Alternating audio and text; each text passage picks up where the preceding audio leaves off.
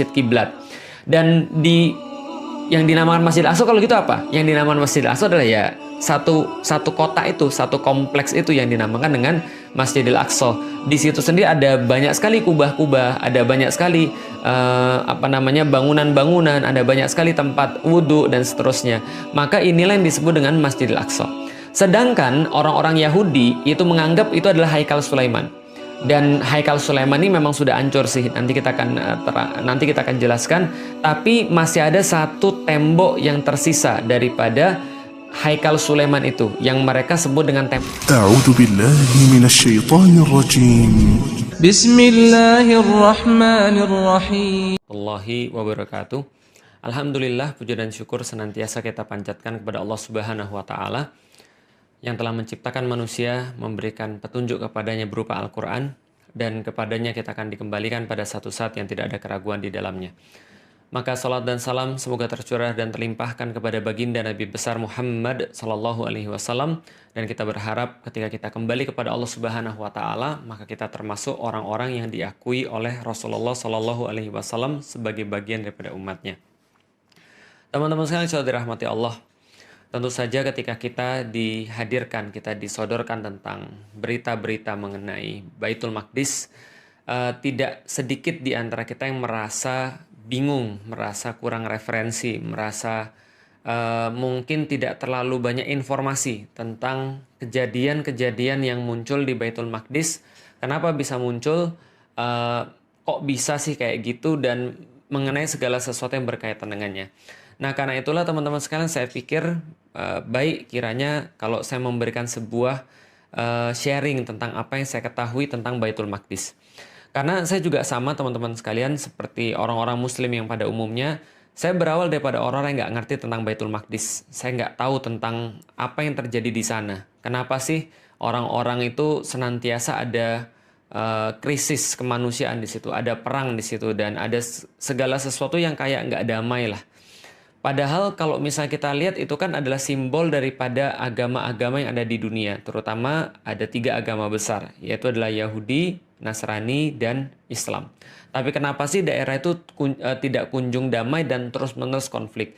Nah, ketika saya nggak ngerti itu, walaupun saya sudah muslim pada saat itu, saya juga punya satu kecenderungan untuk ya tidak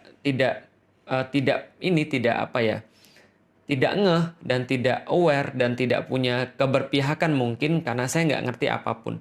Karena itulah saya coba untuk mencari tahu tentang apa sih yang sebenarnya terjadi di Palestina, apa yang terjadi di Baitul Maqdis, dan termasuk kita akan coba menyampaikan juga term apa sih yang paling tepat untuk membicarakan masalah yang ada di sana. Maka teman-teman sekalian, sebelumnya saya pengen kasih tahu dulu bahwa ini adalah satu materi yang pernah saya buat sekitar tahun 2010, dan materi ini sedikit banyak merangkum apa yang terjadi di daerah Baitul Maqdis. Teman-teman tahu ya bahwa di Palestina yang sekarang teman-teman kenal, itu ada 2 daerah sebenarnya. Yang pertama adalah daerah West Bank atau tepi barat Sungai Yordan, yang itu cenderung lebih aman, dan satu lagi adalah wilayah yang namanya Gaza. Yang teman-teman tahu bahwa Gaza itu sekarang dipimpin oleh yang namanya Hamas, gitu ya. Nah, setelah itu 2 itu sendiri kan adanya di daerah yang namanya Israel, kita tahu. Nah, kita nggak apa-apa, kita punya pandangan dulu tentang itu, tapi saya akan sedikit sharing ini, insya Allah nanti akan membuat teman-teman paham tentang gambaran besarnya seperti apa. Dan teman-teman juga tahu bahwa Gaza ini kan kayak the world largest prison. Kenapa? Karena Gaza ini sendiri itu kayak satu daerah yang nempel di Mesir. Jadi perbatasan sebelah mana tuh ya? Timur, selatan, barat daya. Jadi barat dayanya itu berbatasan dengan Mesir. Jadi disitulah ada pintu yang namanya pintu Rafah, dan selain pintu Rafah itu, selain itu ada 7 pintu yang lain lagi yang memang langsung berbatasan dengan Israel. Sementara yang sebelah barat itu dia berbatasan dengan Laut Mediterania. Jadi memang Gaza ini ketutup dari manapun. Dia kayak disebut the world largest prison, dan benar-benar hidup mereka itu terkunci dari arah mana saja, sehingga pernah mereka diboikot listrik, air bersih juga susah di sana. dan mereka juga kesulitan dengan segala macam fasilitas, tapi somehow mereka tetap bisa survive, yaitu adalah pertolongan Allah Subhanahu wa taala. Itu adalah Gaza. Dan Gaza ini sendiri terletak di satu wilayah lagi yang dikenal sama orang-orang disebut dengan Palestina. Jadi Palestina ini apa nanti juga akan kita jelasin. Dan di situ ada satu kota yang sangat penting bagi tiga agama yang disebut dengan bahasa internasional sebagai Yerusalem. Kalau orang-orang Muslim mungkin lebih mengenalnya dengan nama Al-Quds gitu ya. Jadi Al-Quds atau orang-orang yang di internasional menyebut Yerusalem. Daerah ini semuanya, ini adalah daerah memang daerah suci terhadap tiga agama. Pertama agama Yahudi, mereka menganggapnya ini adalah agama yang suci. Karena kenapa? Karena ini yang disebut dengan tanah terjanji bagi mereka yang mereka ambil daripada kitab-kitab suci mereka. Jadi ini adalah tanah terjanji yang dijanjikan oleh Tuhan kepada orang-orang Yahudi atau Bani Israel. Sedangkan bagi orang-orang Kristen atau orang-orang Nasrani, ini juga menjadi tempat yang suci bagi mereka karena disinilah letak Yesus mengadakan perjamuan terakhir sebelum dikhianati oleh Yudas Iskariot. Itu kepercayaan mereka. Dan disinilah juga ada tempat yang namanya Bukit Golgota yang mereka yakini sebagai tempat penyaliban Yesus Kristus. Walaupun tentu orang Muslim keyakinannya berbeda. Tapi ya kita cuma cerita kenapa sih tempat ini jadi sebuah tempat yang disucikan oleh tiga agama. Yang pertama adalah karena orang-orang Yahudi menganggapnya sebagai tanah terjanji. Yang kedua, orang-orang Kristen atau orang-orang Nasrani menganggap ini adalah sebagai tempat yang merupakan tempat terakhir perjanjian Yesus. Perjamuan terakhir Yesus. Lalu juga tempat disalibnya Yesus Kristus. Sedangkan bagi orang Muslim, kita sudah tahu bahwa tempat ini menjadi kiblat pertama kaum muslim, yaitu adalah Masjidil Aqsa itu sendiri. Maka di dalam Al-Quran Allah mengabadikan semuanya ini, betapa penting kaum muslim ini terhadap daerah yang kita sebut tadi dengan sebuah ayat yang disampaikan oleh Allah dalam surat Al-Isra. Subhanalladzi asra bi abdihi lailam minal masjidil haram ilal masjidil aqsal ladzi barakna haulahu. Jadi Maha Suci Allah yang telah memperjalankan hambanya pada malam hari dari Masjidil Haram kepada Masjidil Aqsa yang telah diberkahi sekelilingnya. Dan Rasulullah sendiri berpesan kepada kaum muslimin, kalau kalian itu jangan bersusah-susah untuk pergi kecuali ke tiga tempat, yaitu adalah Masjidil Haram, Masjid Nabawi, dan Masjidil Aqsa. Dan dalam banyak hadis-hadis yang lainnya, Rasulullah Shallallahu Alaihi Wasallam senantiasa menggarisbawahi pentingnya, indahnya, bagusnya, berartinya Masjidil Aqsa bagi kaum muslimin. Maka ini adalah menjadi sebuah tempat yang sangat penting bagi tiga agama di dunia. Khususnya di satu kompleks yang namanya Kompleks Masjidil Aqsa atau Haikal Sulaiman dalam pandangan orang-orang Yahudi. Jadi gini ceritanya teman-teman sekalian. Nah, ini tentang term ya, tentang sebuah istilah. Kalau kita biasa menyebut Masjidil Aqsa, itu adalah berdasarkan Al-Quran. Subhanalladzi asra bi abdihi lailam minal masjidil haram ilal masjidil aqsa. Jadi Maha Suci Allah yang telah memperjalankan hambanya di malam hari dari Masjidil Haram kepada Masjidil Aqsa. Maka Masjidil Aqsa itu adalah satu tempat yang dinamakan Kompleks Al-Aqsa. Jadi Kompleks Masjidil Aqsa. Kenapa dikatakan kompleks? Karena memang pada saat itu bentuknya bukan kayak sekarang. Jadi bentuknya cuma sebidang tanah, dan sebidang tanah itu disebut dengan Masjidil Aqsa. Dan memang ya salahnya orang Indonesia adalah karena mereka tuh kalau bicara tentang masjid itu harus kayak ada bangunannya, harus ada kubahnya, harus ada bintang dan bulannya. Enggak sih sebenarnya. Ciri-ciri masjid atau syarat-syarat masjid itu sebenarnya cuma 3. Pertama adalah dia punya tempat, jadi satu tempat tertentu. Yang kedua adalah dia punya batas, gitu ya. Jadi batas-batas yang dikatakan masjid, sehingga kalau orang berada di dalamnya berarti berlakulah hukum-hukum masjid. Yang ketiga adalah dia punya kiblat, itu aja sih. Maka sebidang tanah itulah yang disebut dengan Masjidil Aqsa. Bukan seperti yang salah duga oleh beberapa orang-orang pada zaman sekarang. Oh, Masjidil Aqsa itu ya Ustadz ya, yang ada kubah emasnya. Bukan, itu kubah as-sakhra atau kubah batu. Karena Umar bin Khattab ketika pergi ke sana, dia melihat ada satu tempat dan ada batu di sana dan dia berkata inilah tempat Rasulullah Shallallahu Alaihi Wasallam Mi'raj ke Sidratul Muntaha. Maka dibuatkan kubah di situ, maka dinamakan kubah yang melindungi batu atau kubah yang di bawahnya ada batu. Itu kubah Sokhro yang berwarna emas. Sedangkan ada tempat lagi yang di depannya kubah Sokhro. Itu ada satu masjid yang kubahnya warnanya abu-abu gitu ya. Itu juga bukan Masjidil Aqsa, tapi namanya adalah Masjid Kibli atau Masjid Kiblat.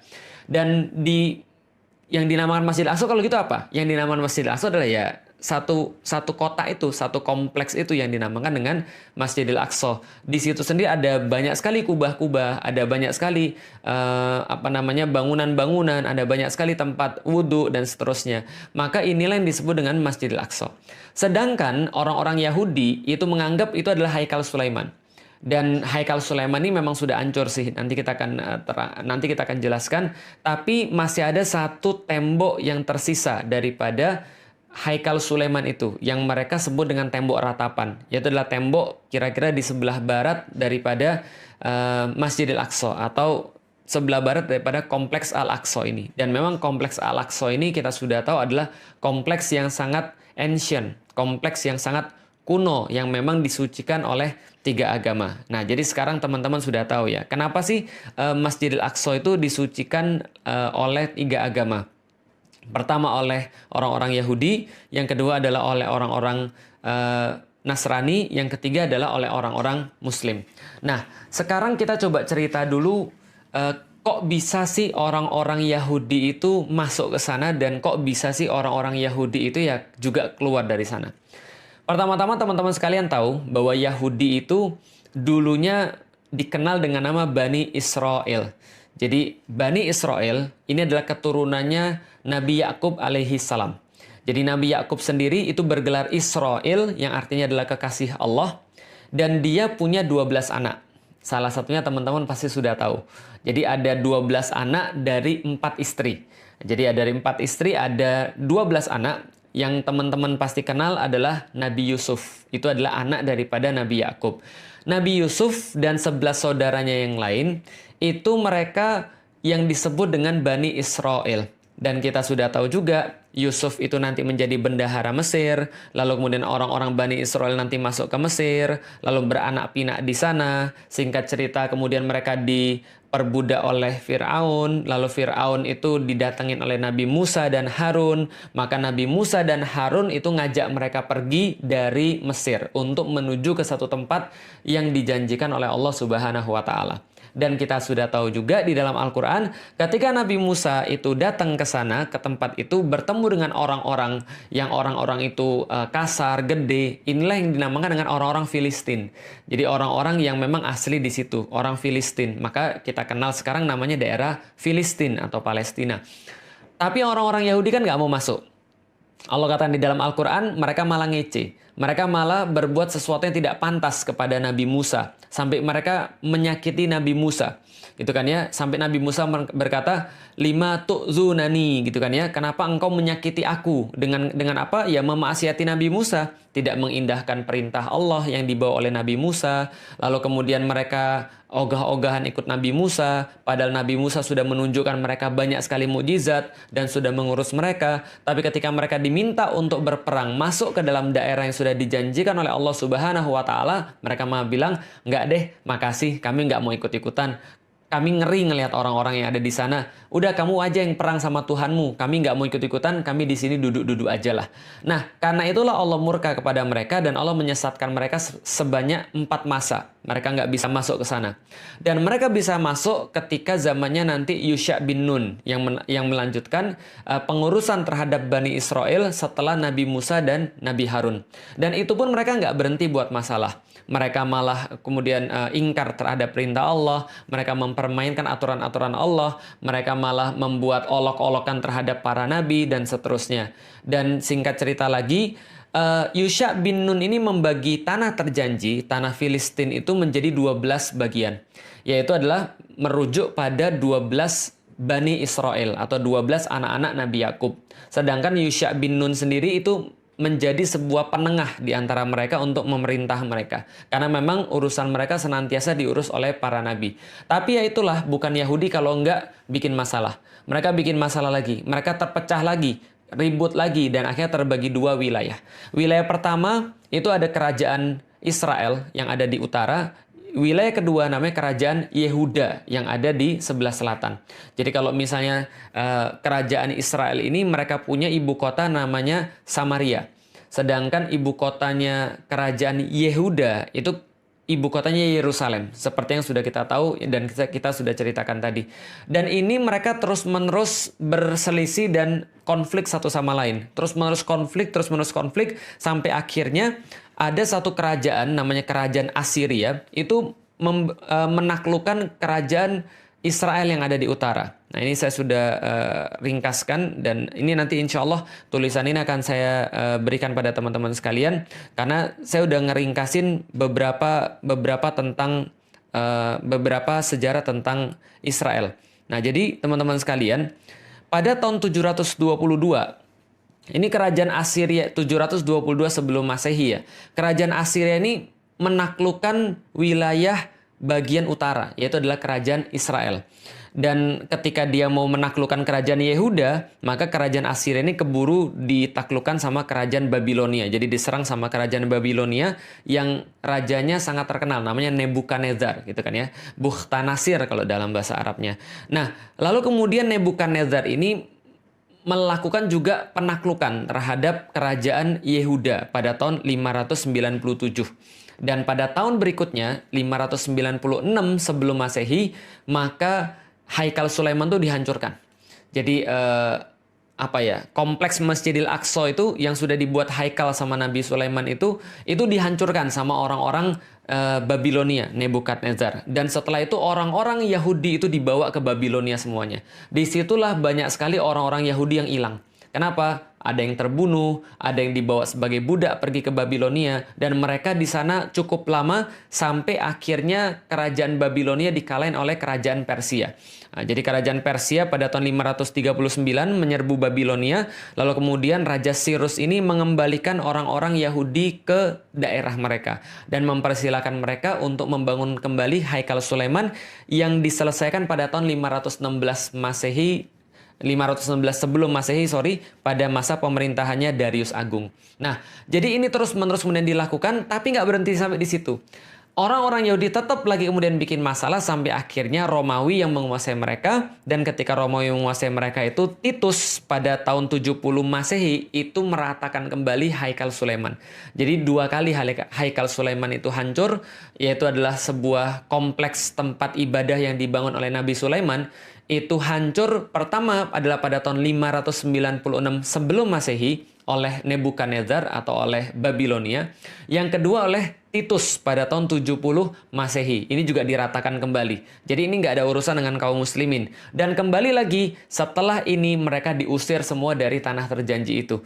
Karena mereka itu bikin selalu masalah, membuat situasi jadi nggak bagus, dan senantiasa melakukan pemberontakan, maka orang-orang Romawi ngusir seluruh orang-orang Yahudi dari tanah terjanji mereka itu. Itulah kedua kalinya mereka diusir. Pertama kalinya mereka dijadiin budak ke Babilonia, yang kedua mereka diusir dari tanah terjanji oleh orang-orang Romawi. Jadi nggak ada urusan dengan orang-orang Muslim.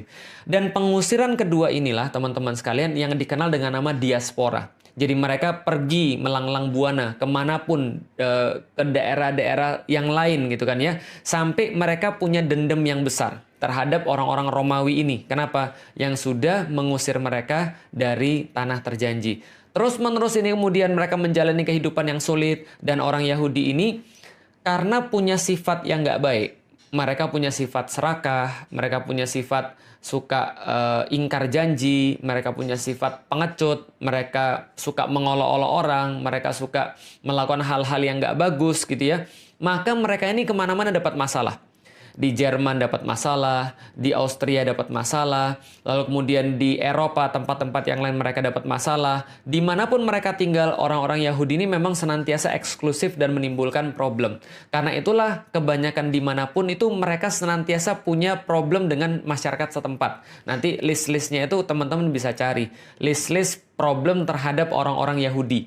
Makanya sampai dikenal dengan nama gerakan antisemit atau gerakan anti-Yahudi, kira-kira gitu ya. Nah, hanya saja ketika pada tahun 1860 ini lahir seorang pemuda yang orang ini nanti akan menjadi bapak Zionis, namanya Theodor Herzl. Dia seorang Yahudi berkebangsaan Austria. Lalu pada tahun 1896, jadi lahirnya 1860 lahir, 1896 ketika dia berumur 36 tahun, itu dia menulis satu buku yang sangat fenomenal pada zamannya. Namanya bukunya Der Judenstaat, yaitu adalah The Jewish State. Nah, jadi Der Judenstaat, The Jewish State. Dan di situ dia menegaskan kembali bahwa perlu banget bagi orang-orang Yahudi supaya tidak mendapatkan problem di mana-mana, maka mereka harus bersatu dan sudah wajib bagi mereka untuk memiliki sebuah negara. Makanya judulnya Der Judenstaat, The Jewish State. Dan ketika itu orang-orang bilang, wah ini orang gila, ini orang stres, ini berbahaya. Kenapa? Di zaman itu teman-teman sekalian, orang Yahudi aja di mana-mana nggak disukai oleh orang. Apalagi ada ide mereka mau buat satu negara. Nah, itu orang udah kebayang tuh problemnya kayak apa. Maka ini kemudian dibully, lalu kemudian dilarang peredaran buku ini. Nggak boleh dibaca, nggak boleh diperjualbelikan. Kenapa? Karena mengandung ide yang sangat absurd bagi orang-orang pada zamannya. Tapi dia nggak berhenti. Dia melakukan kontak terus-menerus. Dan akhirnya dia dapat kontak namanya Lord Rothschild. Jadi ada satu keluarga sangat kaya sekali yang merupakan pionir daripada sistem perbankan. Namanya adalah keluarga Rothschild. Dan waktu itu Theodor Herzl ini dapat sponsor daripada Rothschild. Lalu dia pada tahun berikutnya, pada tahun 1837 ini mengadakan 1897. Jadi setahun setelah bukunya keluar 1896, lalu pada tahun 1897 maka diadakanlah sebuah Kongres Zionis pertama di dunia. Apa yang mereka kemudian simpulkan di sana?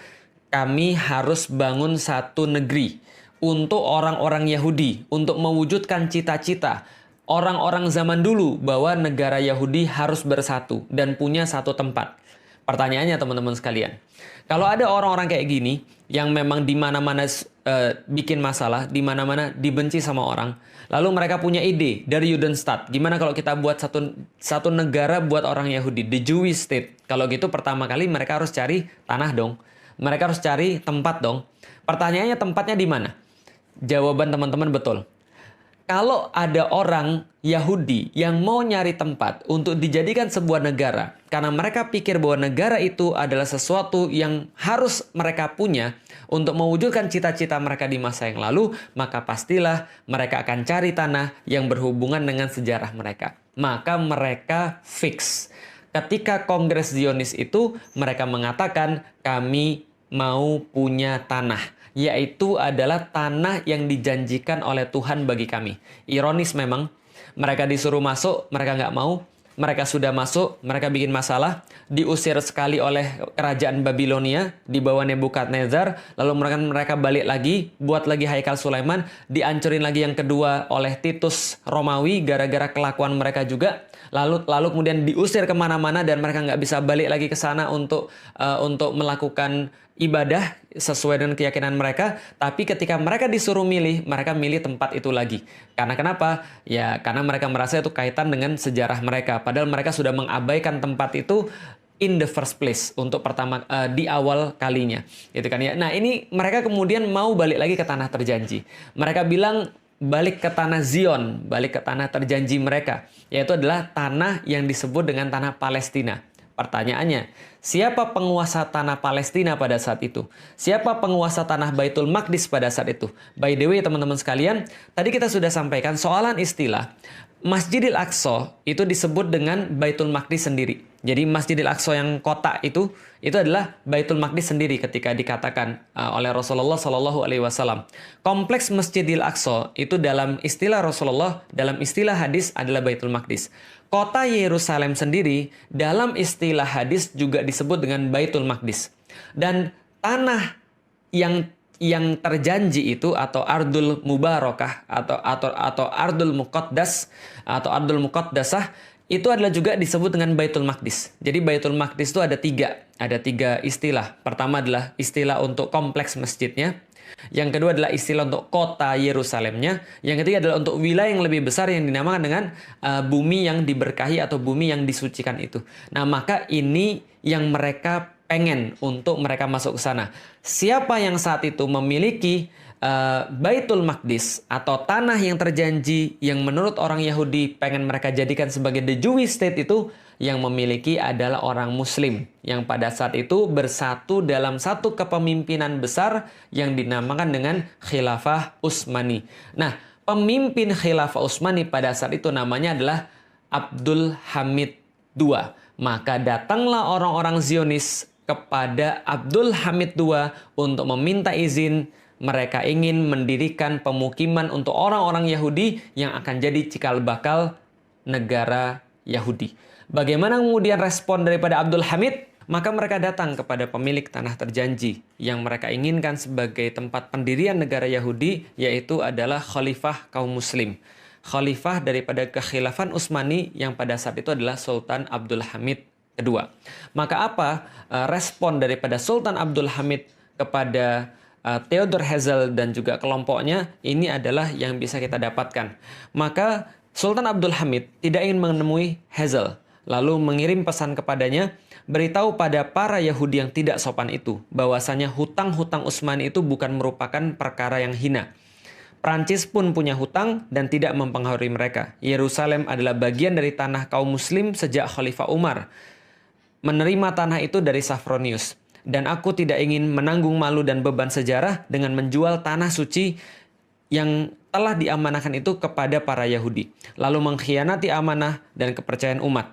Yahudi simpan saja harta mereka, sebab Utsmani tidak akan bersembunyi di balik istana-istana yang dibuat dari uang musuh-musuh Islam. Jadi teman-teman sudah tahu juga bahwa Utsmani pada saat itu berada dalam kondisi yang sangat-sangat decline, menurun, hutang-hutangnya banyak dan mereka tidak memiliki cash flow yang baik. Maka orang-orang Yahudi itu datang dengan menawarkan uang untuk mereka, dan itu adalah respons daripada Sultan Abdul Hamid pada 1987. Tapi tentu saja Yahudi tidak akan pernah menyerah gitu kan ya, ketika mereka 1897. Jadi Yahudi tidak akan menyerah. Maka dia datang lagi pada tahun 1901 untuk menawarkan lagi kepada Utsmani sebuah penawaran yang lumayan bikin ngiler ya teman-teman sekalian ya. Yahudi kembali, maka mereka nggak main-main. Maka mereka menawarkan pada Sultan Abdul Hamid itu sekitar 150 juta pound sterling di masa itu. Nah, kalau sekarang itu kira-kira setara dengan 305 triliun ya, triliun rupiah minimal. Lalu kemudian diberikan lagi bonus kalau misalnya Sultan Abdul Hamid mau memberikan beberapa bidang tanah kepada orang-orang Yahudi untuk mendirikan negaranya itu, maka mereka memberikan bonus membangun Universitas Utsmani dan memberikan juga kapal perang kepada orang-orang Utsmani. Karena mereka sudah punya sponsor, kita tahu namanya Lionel Walter Rothschild atau yang dikenal dengan Sir Lord Rothschild itu. Maka kemudian Abdul Hamid berkata lagi kepada Herzl yang menawarkan tawaran-tawaran itu tadi. Nasihati Dr. Herzl, jangan sekali-kali meneruskan proyek itu. Aku tidak bisa berikan tanah itu karena tanah itu bukan milikku. Tanah itu milik umat muslim yang telah berjihad dan menyiraminya dengan darah mereka. Yahudi silahkan simpan uang mereka. Lalu kemudian Abdul Hamid melanjutkan, jika khilafah Islam dimusnahkan pada satu hari, mereka boleh mengambil tanah itu tanpa bayar.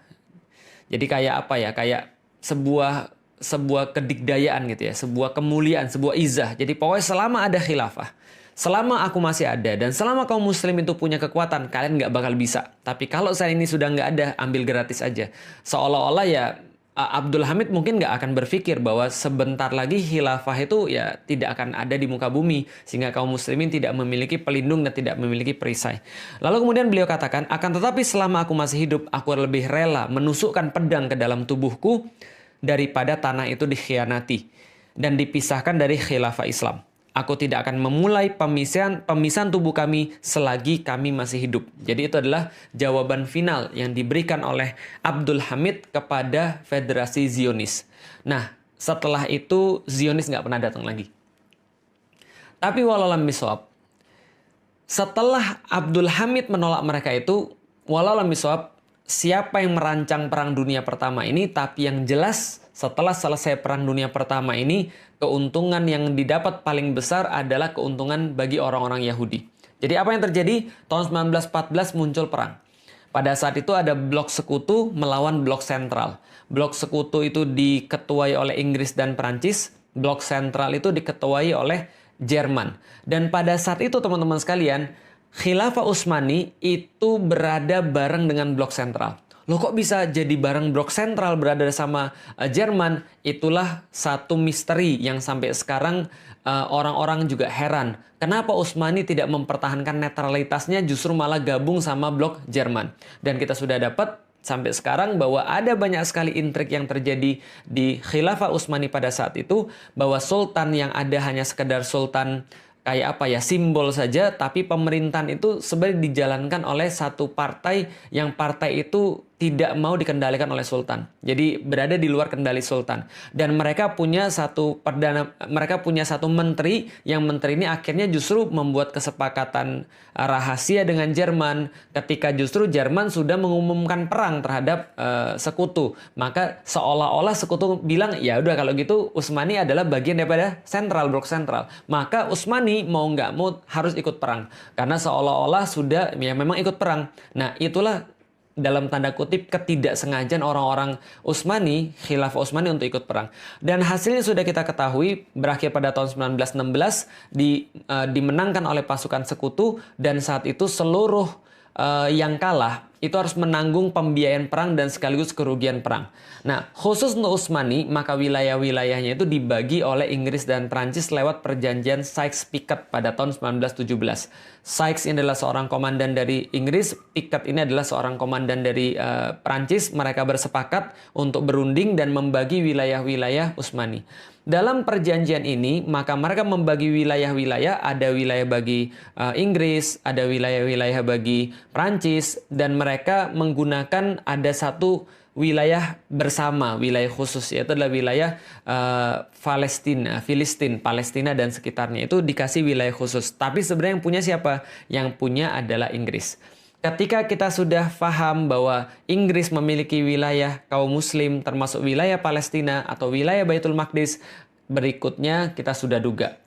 Lord Rothschild langsung nulis surat permintaan kepada pemerintah Inggris, lalu direspon oleh Menteri Luar Negeri Inggris yang pada saat itu dijabat oleh Lord Balfour. Jadi Arthur James Balfour.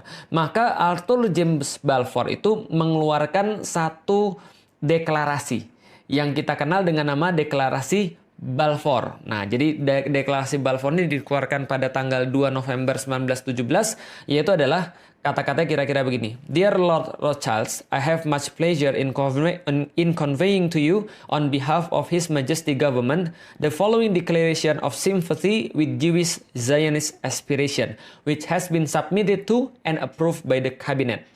His Majesty Government view with favor the establishment in Palestine of a national home for the Jewish people and will use their best endeavors to facilitate the achievement of this object. It being clearly understood that nothing shall be done which may prejudice the civil and religious rights of existing non-Jewish communities in Palestine, or the rights and political status enjoyed by Jews in any other country. I should be grateful if you would bring this declaration to the knowledge of the Zionist Federation. Jadi pertama kali yang memberikan tanah itu kepada orang-orang Yahudi adalah Inggris. Dan Inggris memperkuat ini lewat diterbitkannya Mandate for Palestine. Pada tahun 1922, Inggris yang pada saat itu mengetuai Liga Bangsa-Bangsa atau League of Nations ini memberikan Mandate for Palestine untuk menjadikan legitimasi bagi orang-orang Yahudi untuk pindah ke tanah terjanji versi mereka dan mendirikan negara Yahudi. Nah, seperti yang sudah kita duga, sejak tahun 1920, 1921, 22 sampai dengan 1939, sampai dengan 1940 dan seterusnya, itu puluhan ribu, bahkan ratusan ribu atau lebih besar lagi, jutaan orang itu pindah untuk menuju kepada tanah terjanji.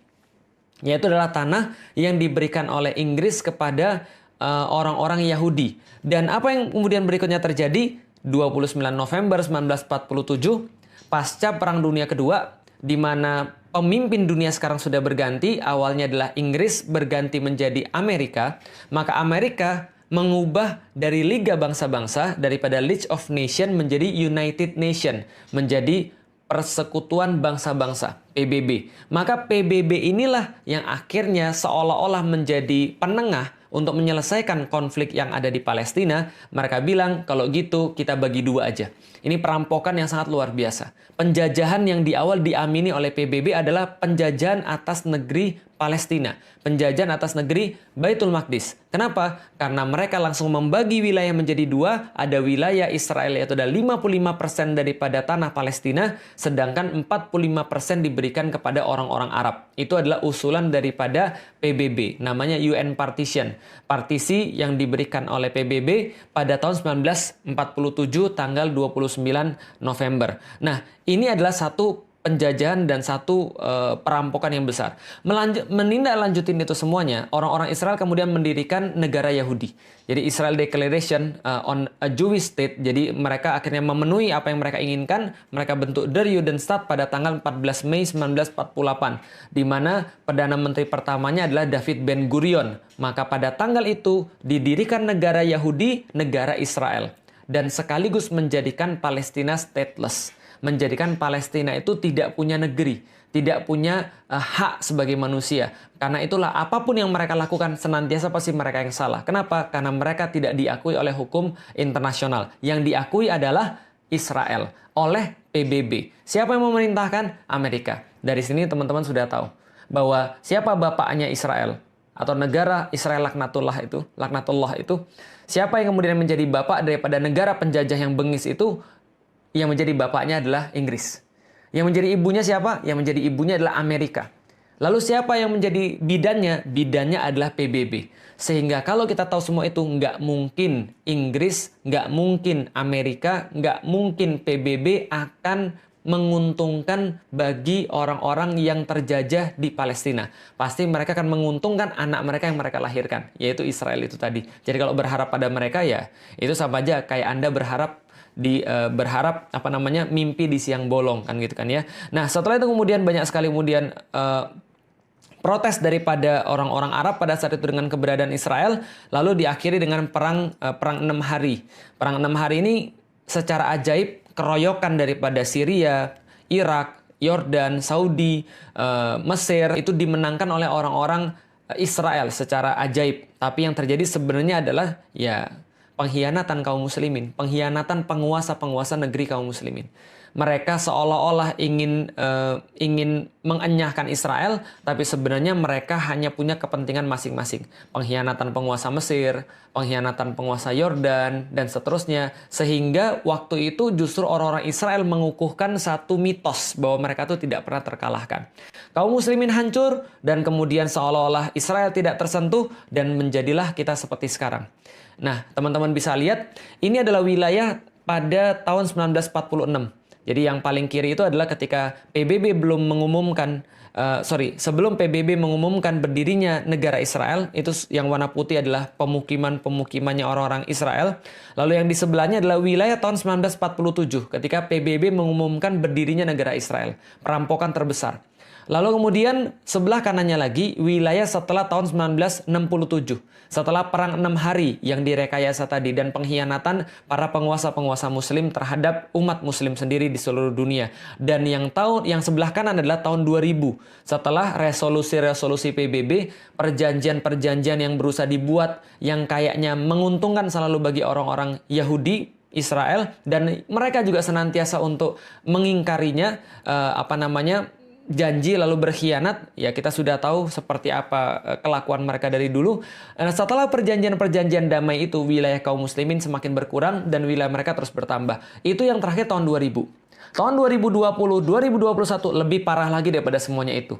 Makanya kemarin yang memicu keributan adalah ketika daerah Sheikh Jarrah itu kemudian diambil oleh orang-orang Israel dengan sekendak hati, tanpa ada hukum. Ya memang nggak ada hukum di situ. Kenapa nggak ada hukum? Karena orang-orang Palestina itu nggak punya negara. Orang-orang Muslim yang ada di situ itu stateless. Mereka nggak punya negara, nggak punya hukum yang bisa melindungi mereka. Maka apapun yang mereka lakukan senantiasa salah.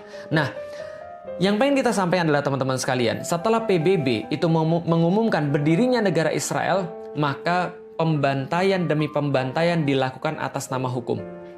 Dan hilangnya nyawa, meregangnya nyawa orang-orang yang ada di Palestina, yang ada di Baitul Maqdis, yang mereka adalah Muslim, dan itu tidak dianggap sebagai kejahatan kemanusiaan. Kenapa? Karena bagi orang-orang yang ada di PBB, bahkan orang-orang di Palestina itu bukan manusia. Kenapa? Karena mereka tidak diakui sebagai manusia. Stateless, mereka tidak punya negara, sehingga mereka tidak bisa untuk dibela secara hukum. Kenapa? Karena mereka stateless. Karena kenapa? Karena Israel yang diakui sebagai satu-satunya negara.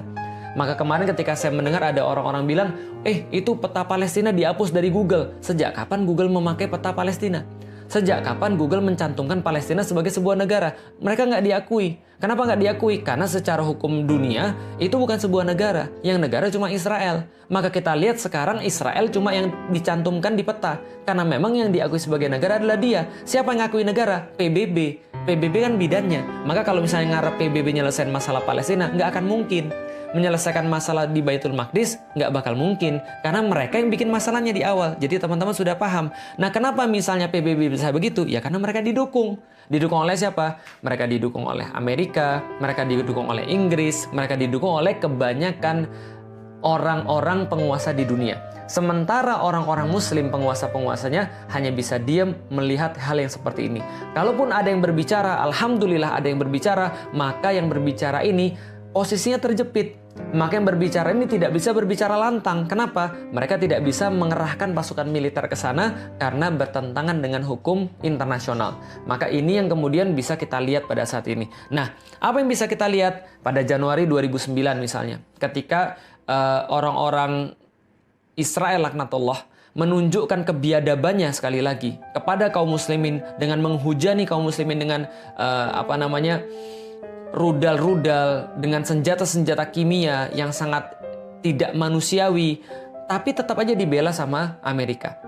Obama misalnya berkomentar, Israel have a rights to defend itself. Kenapa? Karena ketika munculnya pun ketika dia pengen jadi presiden, ya dia berpidato di depan AIPAC. American Israel Public Affairs Committee, dan mengatakan komitmennya untuk mendukung orang-orang Israel dan mendukung kemuktahiran senjata-senjata Israel sebesar 30 miliar US dollar.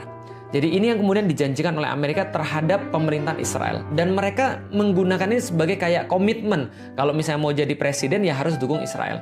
Kalau nggak mau dukung Israel ya susah untuk jadi presiden. Kenapa? Karena nggak didukung oleh komunitas Israel, nggak didukung oleh komunitas Yahudi. Lalu gimana dengan penguasa-penguasa Muslim? Ya itu yang kita kemudian agak miris. Kok bisa ada orang-orang Muslim yang justru diam ketika melihat saudara-saudara Muslimnya dizolimi dengan kata-kata itu bukan negara saya. Bahkan Mesir itu menghalangi orang-orang yang mau untuk mengungsi, menghalangi suplai air bersih dan menghalangi suplai logistik ke situ. Bahkan negeri-negeri yang lain juga nggak peduli melihat kondisi itu, seolah tutup mata. Padahal mereka sama-sama orang-orang Arab. Padahal mereka sama-sama Muslim. Mereka sama-sama Qur'annya sama, kiblatnya sama, Rasulnya sama. Tapi mereka tidak bisa berbuat apapun, bahkan cenderung diam, bahkan bekerja sama dengan penjajah-penjajah Israel ketika kaum muslimin sedang dibunuh di situ. Ini adalah sesuatu yang sangat miris sekali teman-teman sekalian. Nah, maka apa yang bisa kita lakukan teman-teman sekalian? Ketika kita melihat semua ini ya nggak ada yang bisa kita lakukan. Yang bisa kita lakukan ya sesuatu yang tidak esensial. Seperti berdoa dan berdonasi. Mungkin sharing tentang perkara-perkara kayak gini. Nggak ada yang bisa kita lakukan lebih daripada itu. Kenapa? Karena kalau teman-teman nyimak dari awal, kita jadi tahu permasalahan kaum muslimin adalah karena mereka tidak bersatu. Karena mereka tidak bersatu, mereka tidak punya kekuatan. Kenapa mereka tidak punya kekuatan? Mereka tidak punya kepemimpinan. Maka yang bisa menyelesaikan permasalahan Palestina, permasalahan Baitul Maqdis adalah ketika kaum muslimin itu bersatu dan mereka punya kepemimpinan sehingga mereka terorganisir dengan kekuatan mereka. Itu yang terjadi pada masa-masa yang lalu ketika orang-orang Yahudi tidak bisa berbuat apapun. Mereka tidak bisa untuk menyerang kaum muslimin. Mereka tidak bisa untuk menakut-nakuti kaum muslimin. Mereka tidak bisa untuk berbuat seenaknya ketika kaum muslimin masih punya kekuatan pada masa lalu di bawah kekhilafan Utsmani tadi itu. Maka tidak ada yang bisa menyentuh Baitul Maqdis. Kenapa? Karena kaum muslimin akan membela dengan darah mereka. Kaum muslimin akan membela kehormatan negeri mereka dengan seluruh kekuatan yang mereka punya. Tapi sekarang ketika itu tidak ada, maka kita tidak bisa berbuat apapun. Karena kita tidak punya kekuatan, kita tidak punya persatuan. Lalu gimana caranya? Mengacu pada Rasulullah SAW, maka yang pertama adalah kita harus berjihad secara ilmu. Pahami tentang Baitul Maqdis, ngerti tentang Baitul Maqdis. Pahami tentang Palestina, apa yang harus kita perjuangkan sebenarnya? Perjuangan apa yang tidak akan punya buah? Perjuangan mana yang dilakukan oleh Rasulullah SAW? Misal, kalau orang nggak ngerti teman-teman sekalian terhadap masalah ini, maka dia akan bilang, oke, kalau gitu kita akan minta agar kita kembali pada daerah 1947. Yaitu adalah ketika PBB membagi dua wilayah ini, yaitu adalah wilayah Israel 55% dan wilayah kaum muslim 45%. Ini salah. Karena mereka nggak ngerti, kok malah diperjuangkannya adalah wilayah ketika terjadi perampokan. Kayak kita, ada orang tiba-tiba masuk ke rumah kita, lalu dia bilang, saya bawa surat dari RT. Bahwa mulai dari hari ini, RT bilang bahwa rumah ini kita harus bagi dua. Kamu tinggal di WC, dan di dapur, saya ambil selain itu. Emang kita terima kalau kayak gitu? Ini kan perampokan. Ini kan penjajahan. Kok kita malah terima yang kayak gitu? Kok malah kaum muslimin menyerunya pada wilayah 1947? Kita nggak mau. Kita nggak mau wilayah 1947, kita nggak mau wilayah 1967, apalagi setelah perang 6 hari, kita nggak mau wilayah yang sekarang, dan bahkan kita nggak mau wilayah sebelum UN mengatakan partisi, yaitu adalah wilayah tahun 1946. Kita juga nggak mau. Yang kita mau apa? Itu adalah wilayah kaum muslimin. Penjajah harusnya dienyahkan. Orang yang merampok harusnya nggak boleh di situ. Ini adalah solusi sebenarnya. Maka solusi terhadap penjajahan ya berarti dibebaskan. Sebagaimana Umar bin Khattab membebaskan Baitul Maqdis. Sebagaimana Salahuddin Al-Ayyubi membebaskan Baitul Maqdis. Jadi penjajah itu bukan negosiasi. Tapi penjajah itu harusnya diusir. Sebagaimana penjajah Belanda itu diusir dari Nusantara. Bukan bernegosiasi gitu loh maksudnya. Nah, maka kita harus kemudian yang pertama adalah jihad ilmu. Dan Rasulullah SAW mencontohkan bahwa ini dilakukan sepanjang 14 tahun. Setelah itu Rasulullah melakukan jihad negosiasi atau jihad politik yang dilakukan oleh Rasulullah sepanjang 2 tahun. Mengirimkan surat-surat, bernegosiasi dengan penguasa-penguasa yang ada di Baitul Maqdis dan seterusnya. Lalu setelah itu baru Rasulullah menempuh jihad militer yang berakhir dengan pembebasan Baitul Maqdis di zamannya Umar bin Khattab pada tahun 638 Masehi. Inilah kemudian yang menjadi sebuah pengetahuan bagi kita yang pengen saya sharing teman-teman sekalian. Jadi teman-teman sekarang ngerti kenapa sih Palestina itu bermasalah. Atau lebih tepatnya istilahnya adalah Baitul Maqdis itu bermasalah. Lalu apa yang bisa kita lakukan untuk menyelesaikan problem Baitul Maqdis secara long term, secara permanen, yaitu adalah membangun kekuatan itu dan membangun persatuan itu dan membangun kepemimpinan itu. Lalu apa yang bisa kita lakukan sekarang? Nggak ada yang lain selain doa, donasi, dan share pengetahuan-pengetahuan tentang Baitul Maqdis agar kita tidak menjadi orang-orang yang memperhatikan Baitul Maqdis hanya ketika mereka menangis dan berteriak ketika mereka dibom, dihujani dengan peluru, ataupun dibunuh di depan mata kita. Sehari lagi kita menunda kebangkitan Islam. Sama seperti sehari lagi kita memberikan waktu bagi penjajah Zionis biadab itu untuk membunuh saudara-saudara kita yang ada di Palestina. Karena itulah teman-teman sekalian, ini yang bisa kita lakukan. Berdoa, berdonasi, dan sharing pengetahuan-pengetahuan yang ada di kita semuanya. Dan Allah Subhanahu wa Ta'ala mungkin pada tahun ini memberikan kita sebuah pelajaran yang sangat berarti. Agar kita tuh noleh kepada mereka di tengah-tengah kesibukan kita, itikaf, menikmati sajian-sajian Ramadan. Tapi Allah bilang, lihat loh ada saudara-saudara kalian itu. Yang saudara-saudara kalian itu tertindas, yang saudara-saudara kalian itu terjajah. Mudah bagi Allah untuk membebaskan mereka. Tapi bukan itu ceritanya. Ceritanya adalah bahwa Allah memberikan kesempatan pada kita untuk muncul kesatria-kesatria di antara kita. Memperhatikan mereka. Senantiasa mengisi hati kita dengan Baitul Maqdis, kiblat pertama kita. Supaya besok-besok ketika diperlukan kemudian perjuangan-perjuangan yang lebih besar, maka kita sudah siap dengan ilmu-ilmu dan sakofah kita tentang Baitul Maqdis. Artinya teman-teman sekalian, kalau memang kita merasa sedih, kalau memang kita merasa marah, kalau memang hati kita tercabik-cabik, kita bisa menggunakan apapun yang kita punya. Kalau kita nggak bisa donasi, minimal kita berdoa.